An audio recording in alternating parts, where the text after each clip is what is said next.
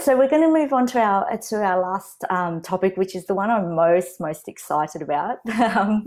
Particularly, I think coming both Tanya and I are what we call flavour explorers, I guess is the best terminology. We love I like playing. that. Yeah, I do too. We used to call ourselves flavour nerds, but I think it's a little bit more. It's a bit more than that. It's bringing together sort of our experiences with different ingredients and botanicals and meshing them together and being quite innovative in that space. So we have a common interest in this exploration of flavors. So firstly, I'd love to know, like, what's your connection with tea? Because you do seem to like utilizing that ingredient, and we'd love to hear a little bit more about that. Yeah, I mean, I grew up in Hong Kong, so that's a crazy, that's a culture that really takes into their love of tea very seriously. So as a child, I've known how to sort of brew different styles of tea, how many times you have to steep it, when you have to pour it out, the temperature of the water that you have to put in for each particular blend and whatnot. So I thank my mom for that. She loves tea. So I Absolutely. think that's a very nostalgic thing for me to constantly connect to. And obviously, with growing up in Hong Kong, like the Asian flavors exposed to is very different than a lot of the ones in North America now. But I also find the tea category fascinating because for those who are just used to having the black tea in the morning, and then their, English breakfast or whatever, whatnot, they put milk and sugar in. That's sort of how people think of tea, but there's so many different types. There's, your herbals, you have your red, your white, your yellow, your greens, and even within greens in any particular country, it's completely different. And how they toast it, how they dry it, how they do different things. It's fascinating to me. So I love working with it just because of the diversity and the flavor profile that you can find in teas. And it doesn't just have to be fruit or dark or rooty or citrus forward. It could be like very savory as well. So I think it kind of covers all the flavor profiles that you can taste. Yeah. Yeah, I love hearing that. When in your previous work in the bar, was it tea an ingredient that you would utilize, and is it an easy ingredient to utilize? Because I know some of the teas we can get very complicated with it from a Chinese brewing perspective. But is it a liked ingredient by bartenders? I guess is probably the question. Yeah, I think in the cocktail, like craft cocktail industry, teas are utilized quite often. Yeah. But I think a lot of the interest comes from infusing an alcoholic beverage with teas to begin with, or infusing it in a simple syrup.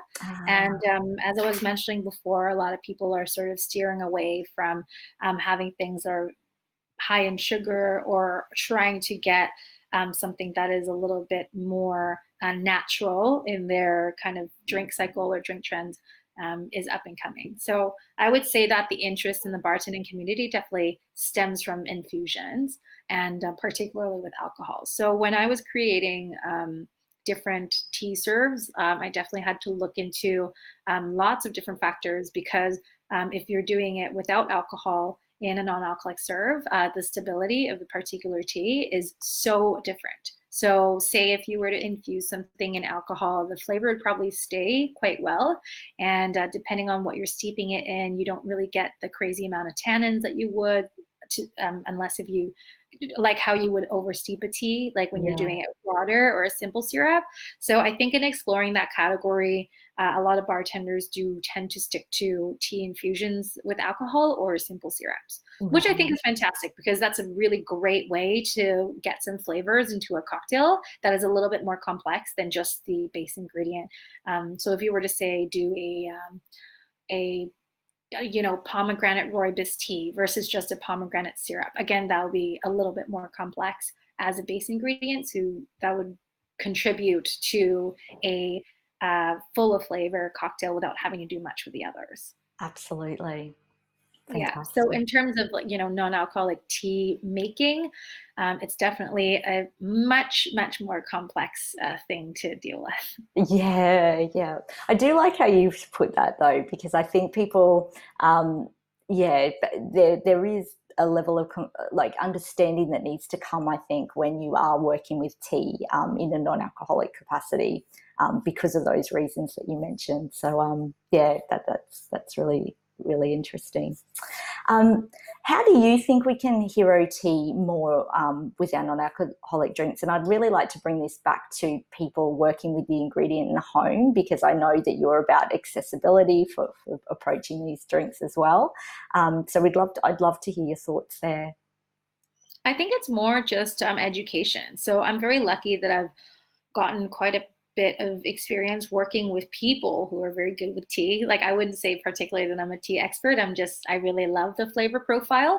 But there are a lot of local tea purveyors that I would definitely recommend if you are interested in non-alcoholic serves to just chat with, because as you know, people who enjoy tea love talking about it. So That is so I think true. it's mostly just, chatting with them about it, because they are the ones who understand sort of what ingredients that go in it that makes that particular blend so special. So in terms of people at home, usually when I do cocktail classes, I try to relate whatever I'm making to something that they're very used to. So say, for example, if I were to make a non-alcoholic tea lemonade, then I would Oh, kind of explain it in a way where, okay, this is kind of how you steep your regular English breakfast, but in this particular serve, this is how much more you have to put in and how much shorter of a time you have to do. So it kind of cuts off before all the tannins come out, and tannins means bitterness. So have you ever tasted something where you're like, oh, this is kind of bitter and I don't know why?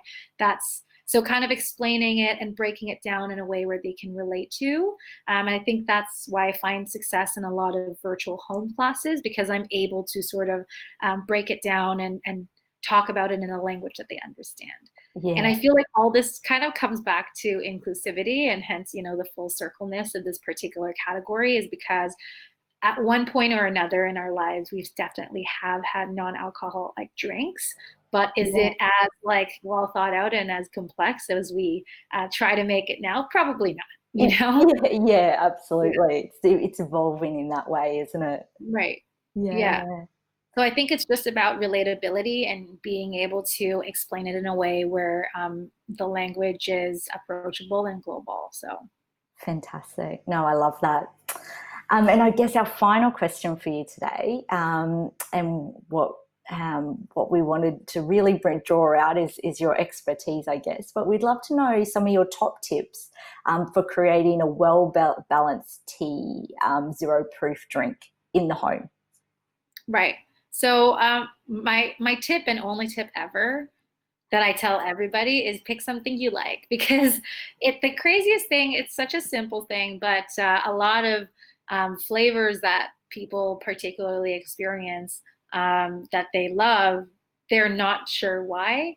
And I think they just gravitate towards the same things because of familiarity. And I think that's a wonderful thing. So I Yeah. would always say, start with something you like. So if you don't particularly like the flavor of black tea and you prefer green or something, I would definitely pick that first.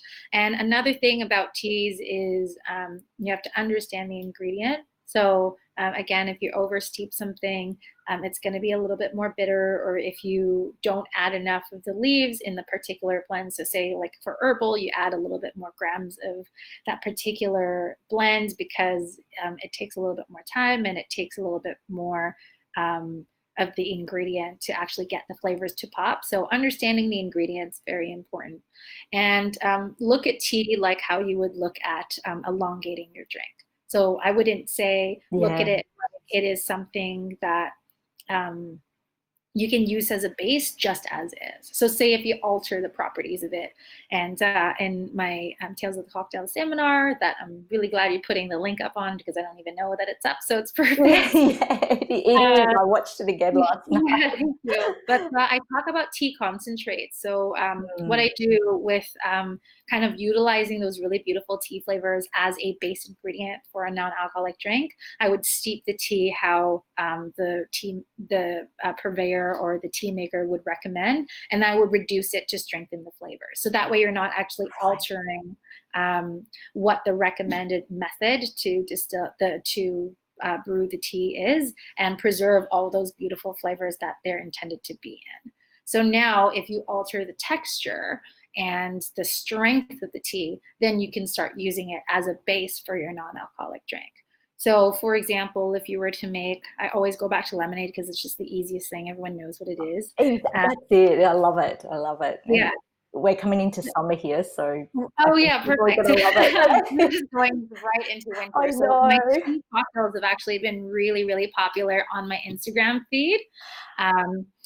Yeah, so on my Instagram feed at Evelyn Chick, I've put up some beautiful sort of fall hot drink cocktails, and it kind of includes a bunch of tea recipes. So definitely go check it out. Wow, But in fantastic. terms of, you know, going into summer and you're looking to do a non-alcoholic serve that's a little bit more interesting, a lemonade base is great, and you don't necessarily have to use white sugar or simple syrup as a sugar additive. So if you just alter that sugar additive a little bit, say using natural honey, and I'm sure there's lots in Australia. It's really good honey in Australia. Absolutely, yeah.